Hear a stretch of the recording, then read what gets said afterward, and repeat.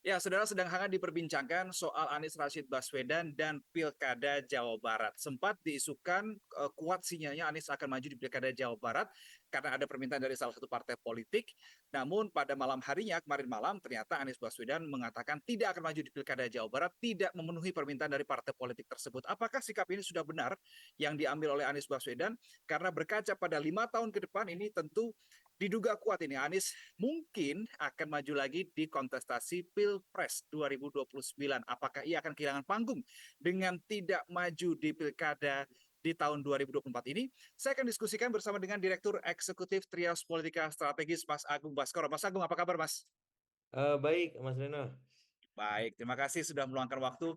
Sama. Mas Agung, Ya, jadi pertanyaan pertama saya begini, sudah tepat belum langkah yang diambil Anies Baswedan dengan tidak mengambil atau menjadi berkontestasi di Pilkada Jawa Barat?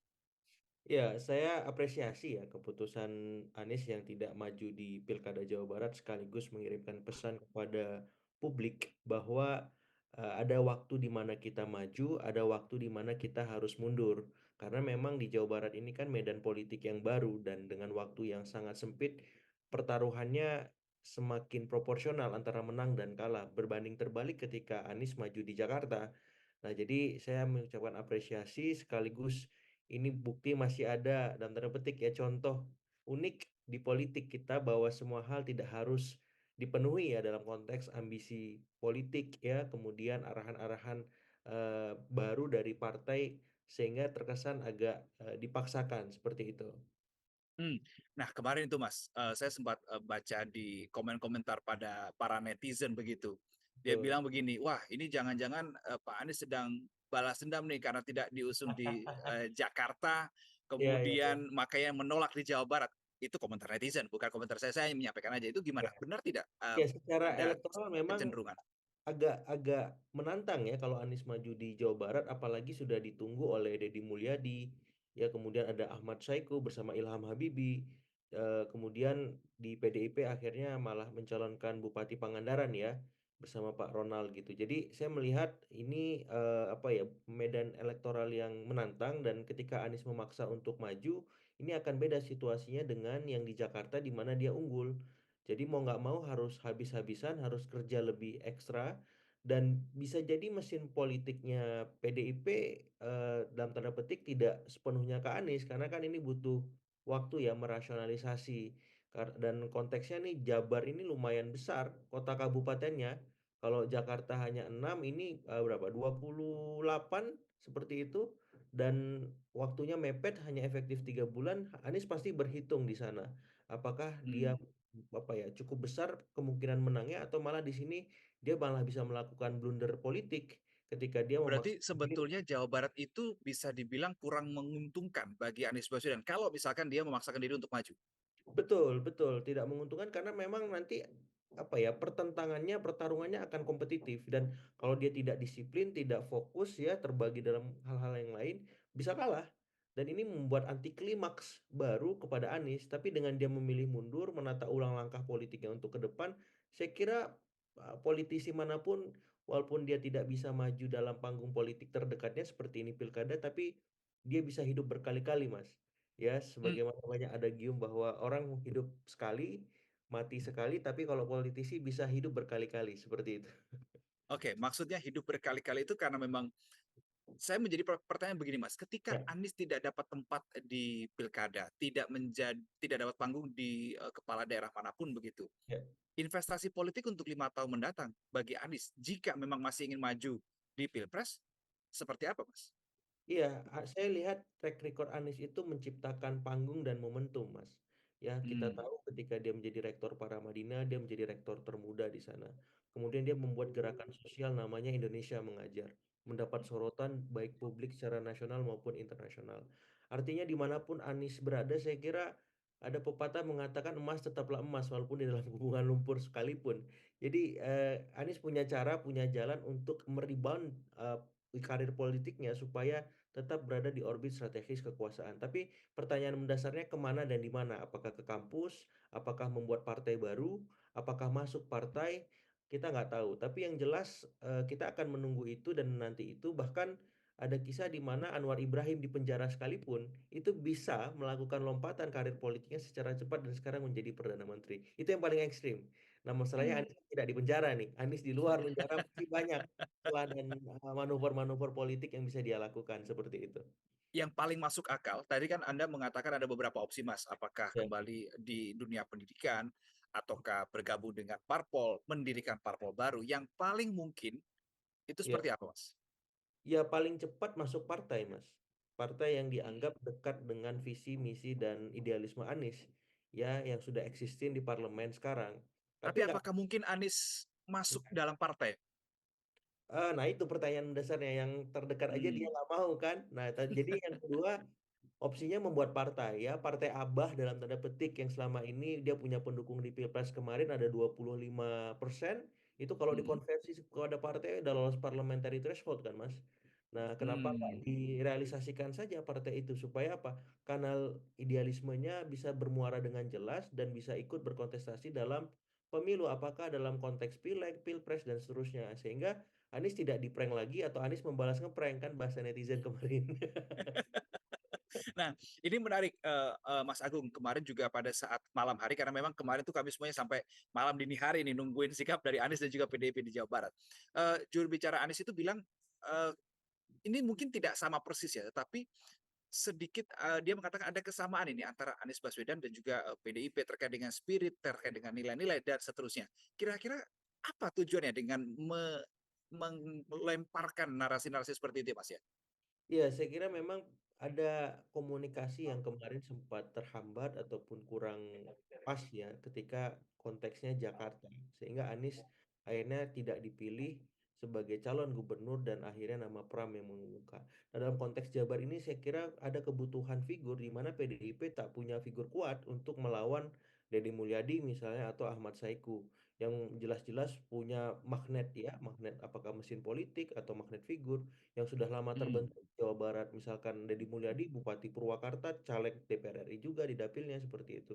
Pak Ahmad Saiku juga wali kota Bekasi ya dan presiden PKS, orang-orang kelas nasional yang saya kira harus dilawan dengan figur yang sama kelasnya juga nasional bahkan lebih seperti itu. Nah, Anies bisa mengisi itu tapi sayangnya Anies merasa dalam tanda petik di prank kemarin dan saya kira juga buat Anies ini kurang sesuai dengan aspirasi masyarakat yang ada gitu bahwa lebih menghendaki Anies di Jakarta ketimbang di Jabar karena ya tidak ingin Anies itu malah jadi terlihat semacam orang yang ambisius terhadap kekuasaan dan terlihat seperti orang yang mencari lowongan kerja Mas. Anggapan berapa Oke. netizen seperti itu. Untunglah dia tidak mengambil itu dan memilih posisi yang lebih baik seperti itu untuk mundur. Apakah juga bisa sikap Anies ini di kemarin malam ini tanggal 29 Agustus ini bisa menjadi dalam tanda kutip investasi narasi Anies kalau memang nanti akan maju di 2029 nih, Mas? Bisa, bisa. Dan makanya saya kira, tapi jangan terlalu lama kan 2029 lama. Nah, makanya Ya. sekarang ini ada momentum pilkada. Nah, Anies bisa mengkanalisasi momentum ini dalam sebuah ikhtiar politik yang lebih konstruktif. Apakah misalkan Hmm. ormas dulu, ya, nanti ormasnya berubah menjadi partai, kan gitu pernah terjadi kemarin di Nasdem. Nah, apakah Ya. ya udah masuk kampus buat gerakan sosial baru ataupun gerakan politik baru dan seterusnya. Jadi saya melihat Anies harus segera berbuat, tapi tidak harus dalam tanda petik ya, terkonsentrasi pada narasi yang jauh 2029, tapi bisa Oh, dicicil oke. dari sekarang, menciptakan momentum-momentum misalkan sekarang oposisi lagi minimalis, dia membuat gerakan masyarakat sipil mengimbangi partai-partai koalisi di pemerintahan. Nah, itu kan menarik ya. Jadi Hmm. magnet figurnya tetap berada di orbit kekuasaan dan publik kamera akan terus menanti Anies. Dalam artian ya, sikap Anies akan ditanya, misalkan nanti pemerintahan terbaru terpilih, kabinetnya gimana orang-orang. Nah, Anies bisa ngomong di situ kan. Nah, tapi harus ada wadah, harus ada momen yang memang selalu mengitari idealismenya dia supaya bisa mengkerucut ketika nanti ada momen-momen elektoral yang cukup krusial.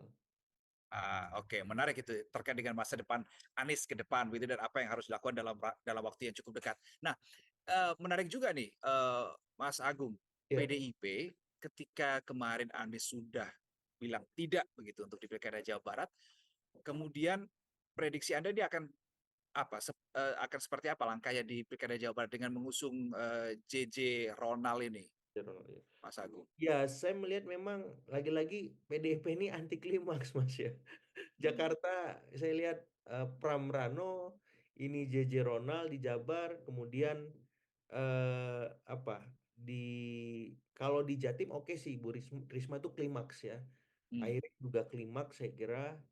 Kemudian di Jateng ya agak anti klimaks juga. Jadi tiga tiga tempat ini, pilkada strategis ini, publik sebenarnya menanti nama-nama mentereng ya. Misalkan Jakarta, Ahok, kalau nggak Anies misalkan. mmm, Jabar, ya siapa gitu ya, ikut barisannya Pak Demul atau ikut barisannya Pak Ahmad Saiku, misalkan kan bisa gitu.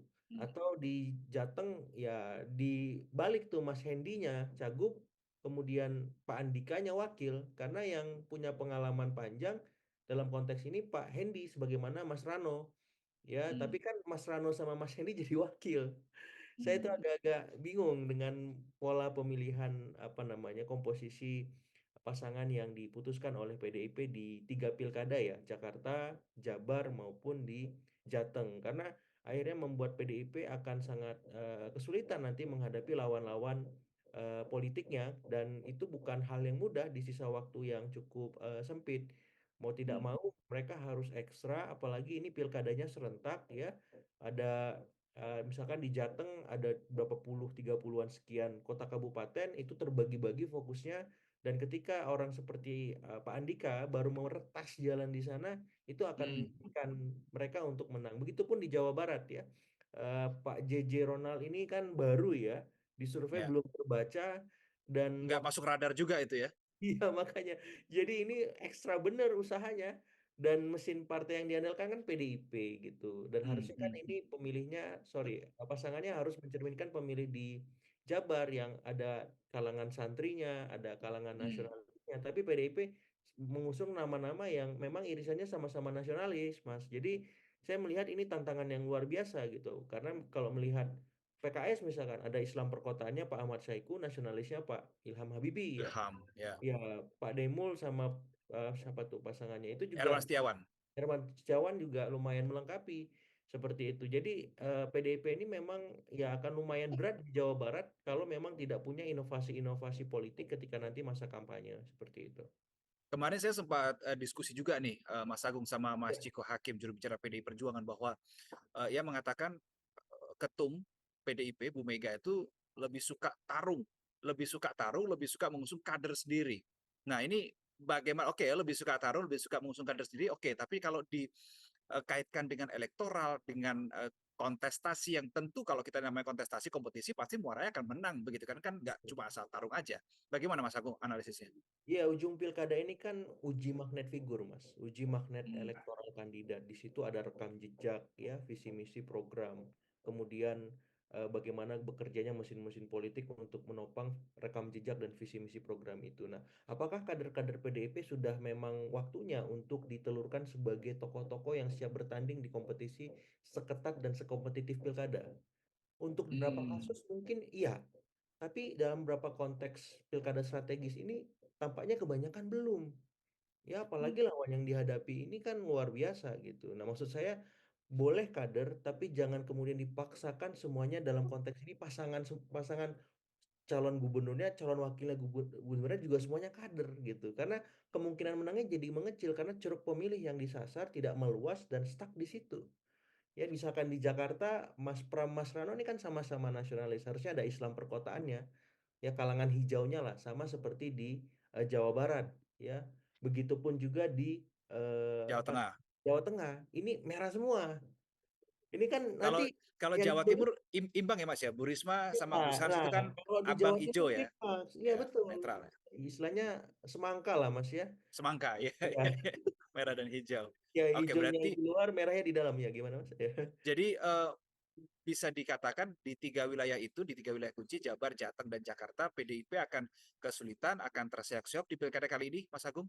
Persis, karena tadi ceruk pemilihnya akan sangat kesulitan meluas. Terus magnet figurnya nggak maksimal karena orang-orang baru gitu yang meretas Mmm, jalan di pilkada saat kompetisi berlangsung. Bukan orang yang sudah lama bertungkus lumus di sana berkompetisi, menang dan bertarung seperti Pak Hendi, Pak Rano ya. seperti itu. Jadi saya melihat memang mau tidak mau PDIP harus habisan di sini, bertarung juga. Tapi kan kita bertarung harus diukur. Kemungkinan menangnya lebih besar apa kemungkinan kalahnya, Mas? Karena ini demokrasi modern kan, nggak bisa hanya kita fokus di internal kita, tapi di eksternal dilupakan. Eksternal itu apa? Aspirasi publik yang ingin orang-orang hebat. Ya, kemudian aspirasi Hmm. publik yang ingin masalahnya terselesaikan. Ya, kemudian ada soal itu tadi bagaimana pola-pola kampanye modern untuk memenangkan itu bisa melekat dalam kader-kader PDIP. Jadi nggak sebatas mengusung kader, tapi nextnya gimana? Bingung kan, galau kan, repot nanti seperti itu. Ya, ya, ya. Oke, kita nantikan bagaimana nanti sikap politik yang diambil oleh seorang Anies Rashid Baswedan ke depan setelah tidak berkontestasi di Pilkada 2024 dan juga kira-kira akan berlangsung seperti apa nih Pilkada khususnya di 3 wilayah yang tadi kita singgung ya Mas ya. Jawa Betul. Barat, Jawa Tengah dan juga Jakarta. PDIP akan seperti apa nasibnya. Kita akan nantikan bersama hasilnya seperti apa tentunya nanti di penghujung tahun 2024. Mas Agung Baskoro, Direktur Eksekutif Trias Politika Strategis, terima kasih sudah berdiskusi dan berbagi waktu pada kami untuk kali ini. Makasih Mas. Dan saudara, Sama-sama. itu tadi adalah diskusi saya bersama dengan Mas Agung Baskoro terkait dengan sikap politik Anies Baswedan yang menenggakkan, menolak untuk maju di Pilkada Jawa Barat kemarin tanggal 29 Agustus 2024. Kalau Anda, saudara, Anda sebagai netizen, seperti apa pendapatnya? Apakah sikap yang diambil oleh Anies Baswedan ini sudah benar atau belum? Jangan lupa komen di kolom komentar. Salam SCTV. Oke, Glenn.